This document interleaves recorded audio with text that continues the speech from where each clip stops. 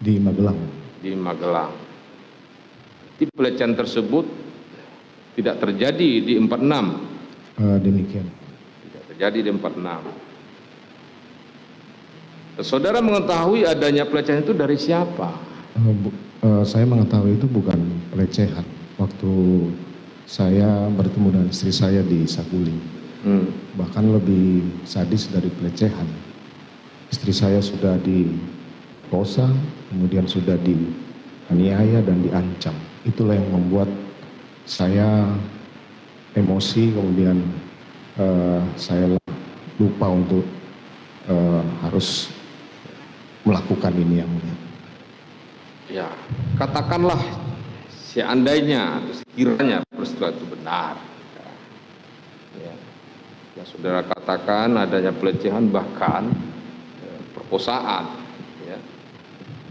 Saudara selaku Kadif Propam, selaku polisinya polisi, apa tidak berpikir panjang?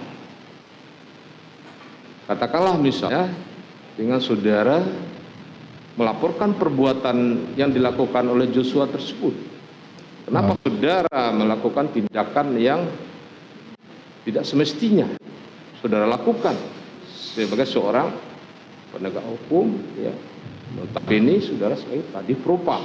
Ya, itulah salah saya yang mulia, karena pada saat saya konfirmasi mendengarkan keterangan istri saya di Saguling itu, istri saya tidak ingin ini ribut-ribut dan diketahui orang lain karena ini menjadi aib keluarga. Sehingga saya minta untuk, ya sudah, nanti saya akan konfirmasi nanti malam dengan Yosua. Itu yang mendasari saya. Tapi kemudian pada saat saya melintas di Duren 3, saya melihat Yosua di depan pagar rumah Duren 3, saya kemudian mengingat kembali peristiwa itu. Akhirnya saya kemudian memutuskan untuk mengkonfirmasi siang itu kepada Yosua. Nah, pada saat itu saudara, ya jelas korban sudah tewas, ya tertembak. Ya.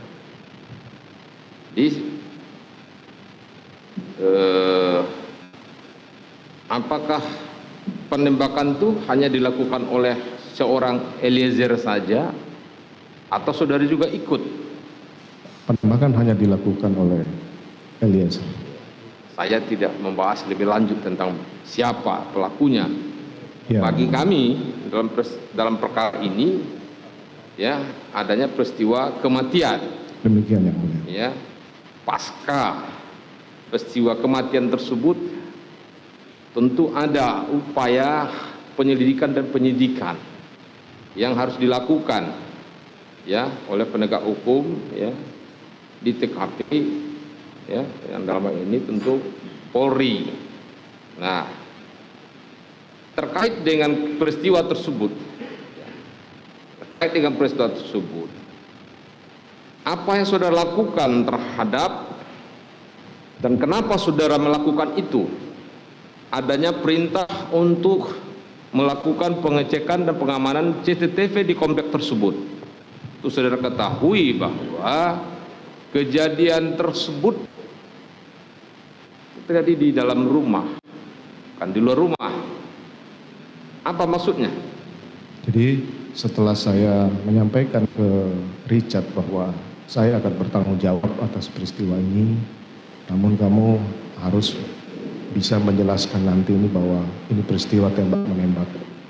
Nah, selanjutnya karena saya sudah membuat cerita yang tidak benar bahwa ini peristiwa tembak-menembak. Jadi itu cerita yang tidak benar? Iya, yang mulia. Kapan saudara mengatakan itu tidak benar? Padahal sebelumnya saudara juga Kombes John Wenhart. Nah, karena Kombes John ini ada di Medan, dia sampaikan Ari Cahya ada standby.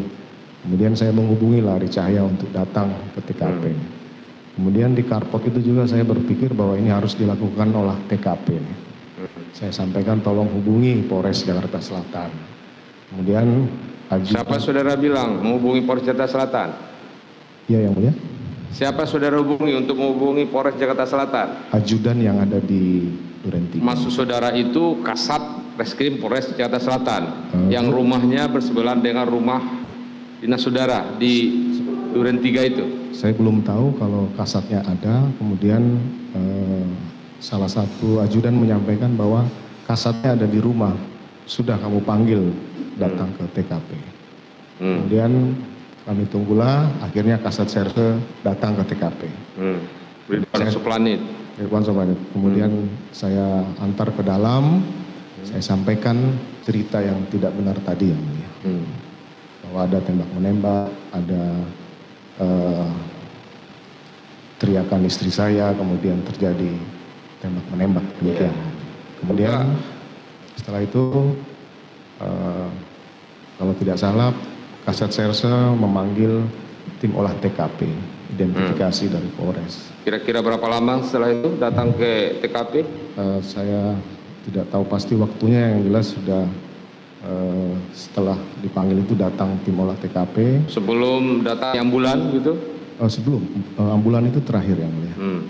Setelah tim olah TKP datang, dari Provos juga datang. Provos ada Kombes Susanto dan anggotanya. Kemudian tim olah TKP masuklah ke TKP untuk melakukan olah TKP. Siapa aja yang ada di situ? Tadi saudara ada nelpon Hendri Kurniawan, Karo Paminal, Karo Propos Beni Ali, ada Ridwan Suplanit, Kasat Reskrim. Ada siapa lagi? Ada penyidik dari Polres Jakarta Selatan dan Cuk Putranto ada? Dia datangnya malam itu. Ya, pada malam itu ada. Ada. Kemudian Ada dia melihat itu korban Joshua masih di situ. Saya tidak perhatikan. Baikuni ada, saudara lihat di situ? Kalau Baikuni tidak lihat. Irfan Budianto ada pada waktu itu? Pada saat Ari Cahya datang, saya cuma melihat dia berboncengan dengan Irfan waktu itu. Pada waktu Ari Cahya datang ke lokasi TKP, ada berboncengan dengan terdakwa Irfan? Seingat saya seperti itu. Ya. Kemudian Ari Cahya masuk, bergabung dengan tim olah TKP. Peristiwanya peristiwa apa? Berupa tindak pidanakah atau pelanggaran kode etik atau disiplinkah perusahaan terjadi tersebut? Ini peristiwa tidak pidana tapi yang dilakukan oleh anggota Polri, sehingga ada kewenangan dari Propam untuk melakukan pemeriksaan awal yang mulia. Untuk melakukan pemeriksaan awal? Ya, untuk ya. apa pemeriksaan awal dilakukan oleh Propam? Terkait dengan adanya anggota Polri katakanlah pada peristiwa tindak pidana tersebut. Pemeriksaan awal terkait dengan peristiwa yang terjadi. Seperti itu kita lakukan juga terhadap beberapa kasus tindak pidana, baik itu dilakukan oleh anggota Polri, baik itu dia korban atau tersangka. Bukan hanya pada peristiwa-peristiwa pembunuhan, tapi juga beberapa peristiwa lain seperti tindak pidana korupsi itu kita melakukan penyelidikan dan penanganan awal sebelum dilimpahkan ke penyidik yang mulia. Baik. Nah, jika telah selesai dilakukan, ya katakan pemeriksaan awal, selanjutnya apa yang dilakukan oleh Propam dalam hal ini Paminal, Propos dan Praminal? Setelah dilakukan pemeriksaan itu menyerahkan ke penyidik hasil pemeriksaan maupun barang bukti yang sudah dilakukan pemeriksaan awal oleh Propam yang mulia. Pemeriksaan awalnya berupa berita acara apa? Berita acara interogasi, pengecekan senjata kalau misalnya itu ada senjata yang ada, kemudian penyerahan barang bukti semua yang ada ke penyidik yang mulia. Jadi kenapa tidak diserahkan saja itu ke Reskrim Polres Jakarta Selatan? Karena memang penanganan awal itu untuk tindak pidana yang dilakukan oleh anggota itu dari Propam yang mulia. Propam. Kapan kemudian ya proses penanganan lanjutan terhadap itu diserahkan oleh Propam ke pihak Polres Jakarta Selatan. Ini Reskrim Polres Jakarta Selatan.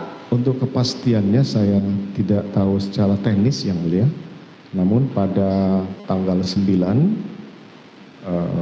saya mendapat informasi bahwa penyidik dan Paminal akan ke Duren 3 untuk melakukan prarekonstruksi dan rekonstruksi yang mulia.